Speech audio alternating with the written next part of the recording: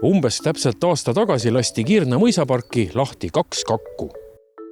Kuidas neil läinud on? Et ma usun, et väga hästi selles mõttes, et ma ei oska, me kuuleme seda uhuutamist nagu iga päev.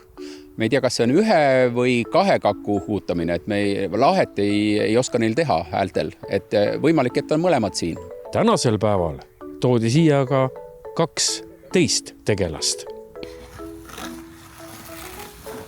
Meil on ikka suured nad. Tegemist on siis igati vingete meie hariliku siiliga ja jõudsid nad meie juurde nagu ikka ja läbi õnnetuse. Kas siis läbi koera ammustuste või siis robot tegi liiga või siis oli hiline poegimine ja millegi tõttu ärkas valesti, toodi liiga ennatlikult ja nii edasi. No kuuldavasti vist sellel aastal oli üleüldse teil Eesti Metsloomaühingus neid siile kohe päris palju. Ja meil oli eelmine aasta kokku 532 siili. See on ikka meeletu arv ja nendest 76 talvitusid siis meie juures üle talve.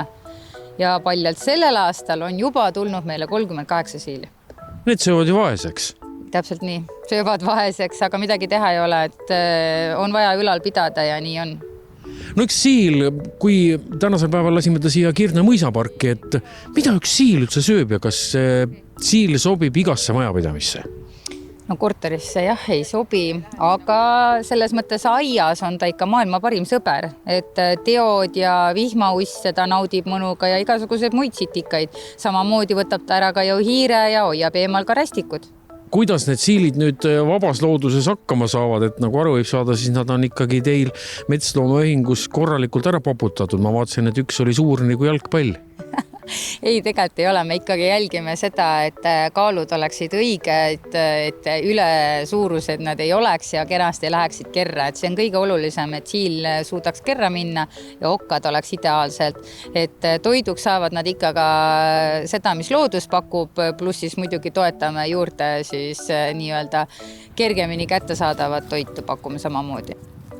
No me võtame hea meelega kõik vastu, siilid, oravad, kakud ja kõik muud, et nad on nii-öelda ajalooliselt alati siin Kirna mõisapargis olnud ja meil on hea meel neile kodu pakkuda.